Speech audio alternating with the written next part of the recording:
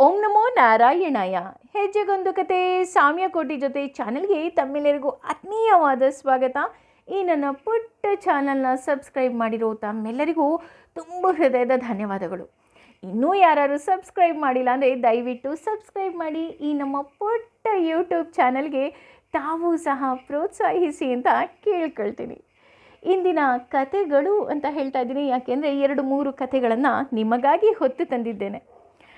ಈ ಕತೆಗಳಲ್ಲಿ ಪ್ರೇಮ, ಕರುಣೆ ಹಾಗೂ ಧೈರ್ಯ ಮೆರೆಯುವಂತಹ ಕತೆಗಳಿದೆ. ಅದರಲ್ಲಿ ಮೊದಲನೆಯ ಕತೆ ಜಪಾನಿನಲ್ಲಿ ನಡೆದಂತಹ ಕತೆ. ಇದು ಸತ್ಯ ಘಟನೆ ಅಂತ ಹೇಳ್ತಾ ಹೋಗ್ತಾರೆ. ಒಬ್ಬ ತನ್ನ ಮನೆಯನ್ನು ನವೀಕರಣಗೊಳಿಸಬೇಕು ಅಂತ ಹೊರಡ್ತಾನೆ.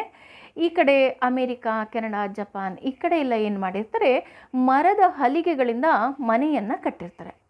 ಹೀಗೆ ಆ ಹಲಿಗೆಗಳನ್ನು ಆತ ತೆಗಿಬೇಕಾದ್ರೆ ಏನಾಗುತ್ತೆ, ಆತನ ಕಣ್ಣಿಗೆ ಒಂದು ಪ್ರಸಂಗ ಬೀಳುತ್ತೆ. ಅದು ಏನಪ್ಪ ಅಂತ ಅಂದರೆ, ಆತ ಮನೆ ಕಟ್ಟಬೇಕಾದ್ರೆ, ಅಂದರೆ ಮುಂಚೆನೇ ಬೇರೆಯವರಿಗೆ ಮನೆ ಯಾರಿಗೆ ಕಟ್ಟಲಿಕ್ಕೆ ಹೇಳಿರ್ತಾನೆ, ಅವರು ಮನೆಯನ್ನು ಕಟ್ಟಬೇಕಾದ್ರೆ ಒಂದು ಹಲ್ಲಿಯ ಕಾಲಿಗೆ ಸೇರಿಸಿ ಅವ್ರೇನು ಮಾಡಿರ್ತಾರೆ, ಮೊಳೆಯನ್ನು ಹೊಡೆದು ಬಿಟ್ಟಿರ್ತಾರೆ. ಆದರೆ ಆ ಹಲ್ಲಿ ಇನ್ನೂ ಜೀವಂತವಾಗಿರುತ್ತೆ. ಇದನ್ನು ನೋಡಿ ಅವನಿಗಿನ್ನೂ ಆಶ್ಚರ್ಯ ಆಗಿಬಿಡುತ್ತೆ.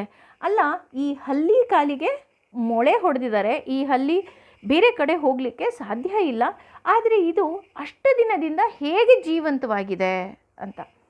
ಹಾಗಾಗಿ ಆತ ಕೆಲಸ ಏನು ಶುರು ಮಾಡಿರ್ತಾನೆ, ಆ ಹಲಿಗೆಯನ್ನು ಕೀಳುವಂತಹ ಕೆಲಸ, ಅದನ್ನು ಅರ್ಧಕ್ಕೆ ನಿಲ್ಲಿಸಿ ಆ ಹಲ್ಲಿಯನ್ನು ಪರೀಕ್ಷೆ ಮಾಡಬೇಕು, ಅದು ಹೇಗೆ ಜೀವಂತವಾಗಿದೆ, ಅದು ಯಾವ ರೀತಿ ತನ್ನ ಚಲನವಲನವನ್ನು ಮಾಡುತ್ತೆ ಅನ್ನೋದನ್ನು ನೋಡಬೇಕು ಅಂತ ಅವನೇನು ಮಾಡ್ತಾನೆ, ತನ್ನ ಎಲ್ಲ ಕೆಲಸವನ್ನು ಬಿಟ್ಟು ಒಂದು ದಿನ ಪೂರ್ತಿ ದೂರದಲ್ಲಿ ಕುಳಿತು ಆ ಹಲ್ಲಿಯನ್ನು ವೀಕ್ಷಣೆ ಮಾಡ್ತಾ ಇರ್ತಾನೆ.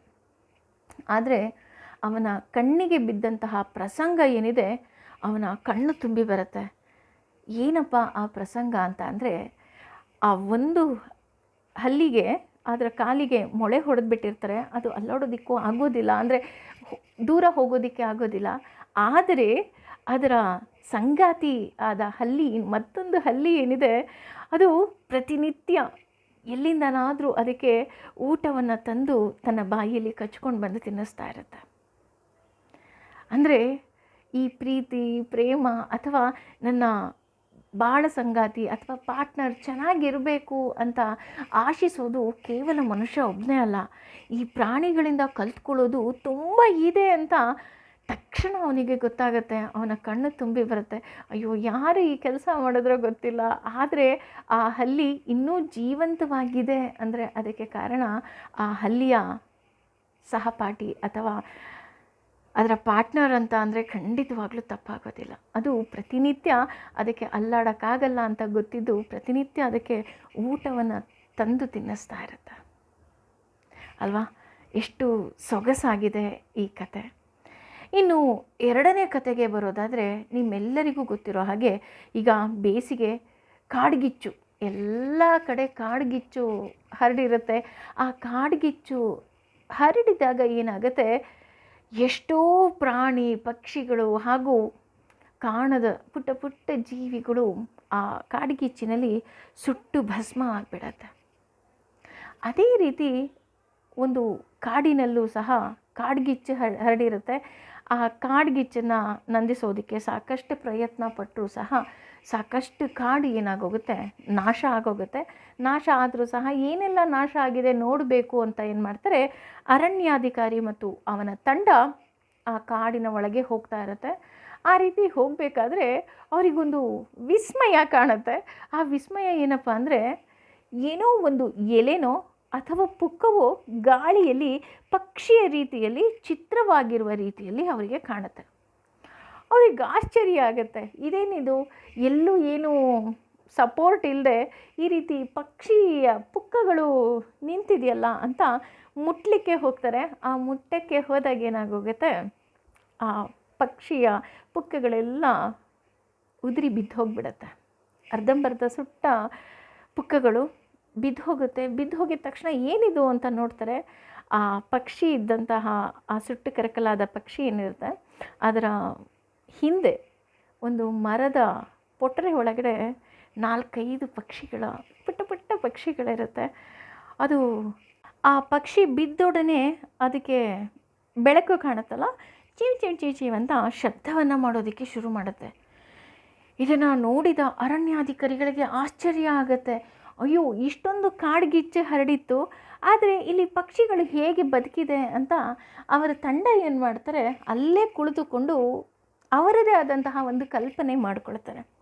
ಆ ಕಲ್ಪನೆಯಲ್ಲಿ ಅವರಿಗೆ ಗೊತ್ತಾಗಿದ್ದೇನಪ್ಪ ಅಂತ ಅಂದರೆ, ಕಾಡ್ಗಿಚ್ಚು ಹರಡಿರುತ್ತೆ.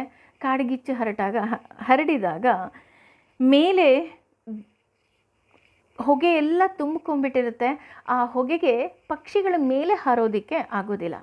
ಅದೇ ರೀತಿ ಕೆಳಗಡೆ ಸಹ ಬೀಳೋದಕ್ಕೆ ಆಗೋದಿಲ್ಲ. ಯಾಕೆ ಅಂತಂದರೆ ಕೆಳಗಡೆ ಬೆಂಕಿ ಇರುತ್ತೆ. ನೋಡಿ, ಕೆಳಗಡೆ ಬೆಂಕಿ ಇದೆ, ಮೇಲೆ ಹೊಗೆ ಆವರಿಸ್ಕೊಂಡಿರುತ್ತೆ. ಆ ಪಕ್ಷಿ ಹಾರೋದಕ್ಕೆ ಸಾಧ್ಯ ಇಲ್ಲ. ಸ್ವಲ್ಪ ಬಲಿಷ್ಠ ಪಕ್ಷಿಗಳು, ಅಂದರೆ ಈಗ ಪೇರೆಂಟ್ ಪಕ್ಷಿ ಅಂತ ಏನು ಹೇಳ್ತೀವಿ, ಆ ಪಕ್ಷಿಗಳೆಲ್ಲ ಏನು ಮಾಡುತ್ತೆ, ಅದಕ್ಕೆ ಹಾರೋದಕ್ಕೆ ಶಕ್ತಿ ಇರುತ್ತೆ, ಹಾರಿ ಹೋಗುತ್ತೆ.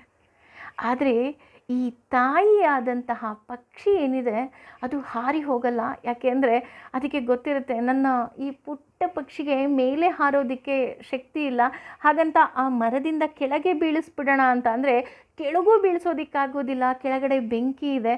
ಅದರ ಬದಲು ಆ ಬೆಂಕಿಯ ಶಾಖ ತಾಕದ ಹಾಗೆ ನಾನೇ ಅದನ್ನು ಕಾವಲಾಗಿ ನಿಂತರೆ ಈ ಪಕ್ಷಿಗಳು, ಅಂದರೆ ಆ ಪುಟ್ಟ ಪುಟ್ಟ ಮರಿಗಳೇನಿದೆ ಅದು ಬದುಕುತ್ತೆ ಅಂತ ಆ ತಾಯಿ ಪಕ್ಷಿಗೆ ಗೊತ್ತಿರುತ್ತೆ. ಹಾಗಾಗಿ ಅದೇನು ಮಾಡುತ್ತೆ, ಆ ಪೊಟರೆಯನ್ನು ರಕ್ಷಣೆ ಮಾಡಬೇಕು, ಅಂದರೆ ಶಾಖದಿಂದ ರಕ್ಷಣೆ ಮಾಡಬೇಕು ಅಂತ ಏನು ಮಾಡುತ್ತೆ, 2 ರೆಕ್ಕೆಗಳನ್ನು ಅಗಲಿಸಿ ಅದಕ್ಕೆ ಶಾಖ ತಗಲದ ಹಾಗೆ ಅದು ಅಡ್ಡ ಆಗಿರುತ್ತೆ. ಆದರೂ ಸಹ ಆ ಬೆಂಕಿಯ ಜಳಕ್ಕೆ ಆ ತಾಯಿ ಪಕ್ಷಿ ಸುಟ್ಟು ಹೋಗುತ್ತೆ. ಸುಟ್ಟು ಹೋದರೂ ಸಹ ಅದರ ರೆಕ್ಕೆಗಳೇನಾಗಿರುತ್ತೆ, ಅದು ಹಾಗೆ ಅಂಟ್ಕೊಂಡಿರುತ್ತೆ. ಇವುಗಳು ಮುಟ್ಟಿದಾಗ ಅದೇನಾಗೋಗುತ್ತೆ, ಹಾಗೆ ಉದುರಿ ಕೆಳಗಡೆ ಬಿದ್ದುಬಿಡುತ್ತೆ. ಅಂದರೆ ಒಬ್ಬ ತಾಯಿ ಇರಬಹುದು ಅಥವಾ ಒಬ್ಬ ತಂದೆ ಇರಬಹುದು. ತಾಯಿ ತಂದೆ ಇಬ್ಬರ ಪ್ರೀತಿಯೂ ಸಹ ಸಮಾನವೇ, ಯಾರ್ದು ಮೇಲಲ್ಲ, ಯಾರ್ದು ಕೆಳಗಿಲ್ಲ. ಅಂದರೆ ಅವರಿಬ್ಬರ ಉದ್ದೇಶ ಒಂದೇ, ನನ್ನ ಮಕ್ಕಳು ಸುಖವಾಗಿರಬೇಕು ಅಂತ. ನಾವು ಅಂದ್ಕೊತೀವಿ ಅಷ್ಟೇ, ನಮ್ಮ ಅಪ್ಪ ಅಮ್ಮ ಬೈದರು ಅಥವಾ ಅವ್ರು ಏನೋ ನಮಗೆ ನೋವು ಕೊಡ್ತಾ ಇದ್ದಾರೆ ಅಂತ ಈಗಿನ ಟೀನೇಜರ್ಸ್ ಮಕ್ಕಳಿಗೆ ಅನಿಸುತ್ತೆ. ಆದರೆ ತಾಯಿ ತಂದೆ ನಿಮಗೆ ಯಾವುದೇ ರೀತಿಯಾದಂತಹ ತೊಂದರೆ ಬಾರದ ಹಾಗೆ, ಆ ಪಕ್ಷಿ ಹೇಗೆ ಆ ಪೊಟರೆಯನ್ನು ರಕ್ಷಿಸುತ್ತೋ ಹಾಗೆ ತಾಯಿ ತಂದೆ ಆದವರು ನಿಮ್ಮನ್ನು ರಕ್ಷಣೆ ಮಾಡ್ತಾರೆ. ಯಾಕೆಂದರೆ ನನ್ನ ಮಕ್ಕಳಿಗೆ ಯಾವುದೇ ರೀತಿಯಾದಂತಹ ತೊಂದರೆ ಆಗಬಾರ್ದು ಅಂತ. ನೋಡಿ, ಎಷ್ಟು ಸುಂದರವಾಗಿದೆ. ಇದನ್ನು ನಾವು ಅರ್ಥ ಮಾಡ್ಕೋಬೇಕು ಅಷ್ಟೇ. ಇದೇ ರೀತಿಯಾದಂತಹ ಕತೆ ನಮ್ಮ ಪುರಾಣದಲ್ಲಿ ಬರ್ತಾ ಹೋಗುತ್ತೆ. ನಿಜ, ನೀವು ಇದನ್ನು ಕೇಳಿದ್ರೆ ಹೌದಾ ಅಂತ ಹೇಳ್ತೀರಾ. ನಮ್ಮ ಪುರಾಣದಲ್ಲಿ, ಅದರಲ್ಲೂ ರಾಮಾಯಣದಲ್ಲಿ ಈ ಪಕ್ಷಿಯ ಕತೆ ಬರ್ತಾ ಹೋಗುತ್ತೆ. ಅಂದರೆ ಪ್ರೀತಿ, ಪ್ರೇಮ ಹಾಗೂ ಸಾಹಸ ಮೆರೆಯುವಂತಹ ಕತೆ ಈ ನಮ್ಮ ರಾಮಾಯಣದಲ್ಲೂ ಸಹ ಇದೆ. ಅದು ಯಾವ ಕಥೆನಪ್ಪ ಅಂತ ನೋಡೋದಿದ್ರೆ, ನಮ್ಮ ಕಶ್ಯಪ ಮಹರ್ಷಿ ಮತ್ತು ವಿನುತೆಗೆ ಅರುಣ ಮತ್ತು ಗರುಡ ಅನ್ನೋ ಇಬ್ಬರು ಮಕ್ಕಳು ಜನಿಸ್ತಾರೆ. ಅರುಣನಿಗೆ 2 ಮಕ್ಕಳು. ಆ ಹೆಸರು ಸಂಪಾತಿ ಮತ್ತು ಜಟಾಯು. ಎರಡೂ ಸಹ ದೊಡ್ಡ ಗಾತ್ರದ ಪಕ್ಷಿಗಳೇ. ಅಣ್ಣ ತಮ್ಮ ಬಹಳ ಅನ್ಯೋನ್ಯವಾಗಿ ಇರ್ತಾರೆ. ಹಾಗೂ ಆಟ ಆಡುತ್ತಾ ಒಮ್ಮೆ ಒಂದು ಪಂತವನ್ನು ಕಟ್ತಾರೆ, ಅಂದರೆ ಚಾಲೆಂಜ್ ಮಾಡ್ತಾರೆ. ಆ ಪಂತ ಏನಪ್ಪ ಅಂತ ಅಂದರೆ, ಯಾರು ಅತಿ ಹೆಚ್ಚು ದೂರ ಓಡ್ತಾರೆ, ಅಂದರೆ ಹಾರ್ತಾರೆ ಅಂತ, ಅದು ಆಕಾಶದಷ್ಟು ಎತ್ತರಕ್ಕೆ ಹಾಗೂ ವೇಗವಾಗಿ ಯಾರು ಹಾರ್ತಾರೆ ಅಂತ ಅನ್ನೋದು. ಋಷಿಮುನಿಗಳ ಮುಂದೆ ಅವರು ಪಂತ ಕಟ್ಟಿ ಇಬ್ಬರು ಸಹ ಹಾರ್ತಾರೆ. ಹಾಗೆ ಹಾರಬೇಕಾದ್ರೆ ಮೋಡಗಳನ್ನು ದಾಟಿ ಹೆಚ್ಚು ಕಮ್ಮಿ ಸೂರ್ಯನ ಸಮೀಪಕ್ಕೆ ಬಂದುಬಿಡ್ತಾರೆ ಇಬ್ಬರು. ಆದರೆ ತಮ್ಮ ಜಟಾಯುಗೆ ಸೂರ್ಯನ ತಾಪ ತಡ್ಕೊಳ್ಳೋದಕ್ಕೆ ಆಗೋದಿಲ್ಲ. ಕಿರಣಗಳ ಪ್ರಖರತೆಯಿಂದ ದಿಕ್ಕು ಕಾಣದಂತಾಗುತ್ತೆ ಹಾಗೂ ಒದ್ದಾಡುತ್ತೆ. ಮೇಲೆ ಹೋಗಲಾರದೆ ಅದೇನಾಗುತ್ತೆ, ಕೆಳಗೆ ಬೀಳುತ್ತೆ. ಆ ರೀತಿ ಕೆಳಗೆ ಬೀಳಿದಾಗ ಆ ಸಂಪಾತಿ ಏನಿದೆ ಇನ್ನೂ ಸ್ವಲ್ಪ ಮೇಲಕ್ಕೆ ಹಾರಲು ಪ್ರಯತ್ನಿಸಿದರೆ ಜಟಾಯು ತಾಪಕ್ಕೆ ಅದೇನು ಮಾಡುತ್ತೆ, ಕೆಳಗೆ ಬೀಳೋದಕ್ಕೆ ಹೋಗುತ್ತೆ. ಅದನ್ನು ರಕ್ಷಣೆ ಮಾಡಬೇಕು ಅಂತ ಏನು ಮಾಡುತ್ತೆ, ಆ ಸಂಪಾತಿ ಪಕ್ಷಿ ತನ್ನ ರೆಕ್ಕೆಯನ್ನು ಮುಚ್ಚಿ, ಅಂದರೆ ತಕ್ಷಣ ಆ ಜಟಾಯುವನ್ನು ಬದುಕಿಸ್ತಾರಂತೆ. ಹಾಗೆ ಇಲ್ಲಿ ಅಣ್ಣ ತಮ್ಮಂದಿರ ಸೌಹಾರ್ದತೆ, ಪ್ರೀತಿ, ಪ್ರೇಮ, ಕರುಣೆಗೆ ಇಲ್ಲಿ ಸಾಕ್ಷಿಯಾಗ್ತಾ ಹೋಗುತ್ತೆ. ಇಲ್ಲಿ ಯಾಕೆ ಇಲ್ಲಿ ಹೀಗೆ ಒಬ್ಬರಿಗೊಬ್ಬರು ಸಹಾಯ ಮಾಡಬೇಕು ಅಂತ ನೋಡೋದಾದರೆ, ಹೂಗಳನ್ನು ಕಿತ್ತಿದ ಕೈ ಅಥವಾ ಹೂವನ್ನು ಅಳೆದ ಕೈ ಸಹ ಹೂವಿನ ಸುಗಂಧದಿಂದ ತುಂಬುತ್ತೆ. ಹಾಗೆ ನಾವು ಸಹ ಅಷ್ಟೇ, ಸಜ್ಜನರ ಜೊತೆ ಇದ್ದಾಗ, ನಾವು ಒಳ್ಳೆಯ ಕೆಲಸ ಮಾಡಿದಾಗ ನಮಗೆ ಅರಿವಿಲ್ಲದೆ ನಾವು ಸಹ ಆ ಹೂವಿನ ಘಮದ ಹಾಗೆ ಎಲ್ಲರನ್ನ ಆಕರ್ಷಣೆ ಮಾಡ್ತಾ ಹೋಗ್ತೀವಿ. ನಾವು ಅದನ್ನು ಅರಿಬೇಕು ಅಷ್ಟೆ. ಹೌದು, ಇವರೆಲ್ಲರೂ ನಮ್ಮನ್ನು ಪ್ರೀತಿಸ್ತಾರೆ ಅಂತ. ಹಾಗೆಯೇ ನಾವು ನಮ್ಮ ಕೈಲಾದಷ್ಟು ಮಟ್ಟಿಗೆ ಧರ್ಮ ಮಾರ್ಗದಲ್ಲಿ ಹೋಗಬೇಕು, ಒಳ್ಳೆಯ ಕಾರ್ಯಗಳನ್ನು ಮಾಡಬೇಕು.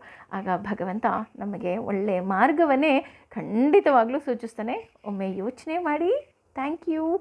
ಹಾಗೆ ಸಮಯ ಸಿಕ್ಕಾಗಲೆಲ್ಲ ದೇವರ ನಾಮಸ್ಮರಣೆ ಮಾಡಿ. ಓಂ ನಮೋ ನಾರಾಯಣಾಯ.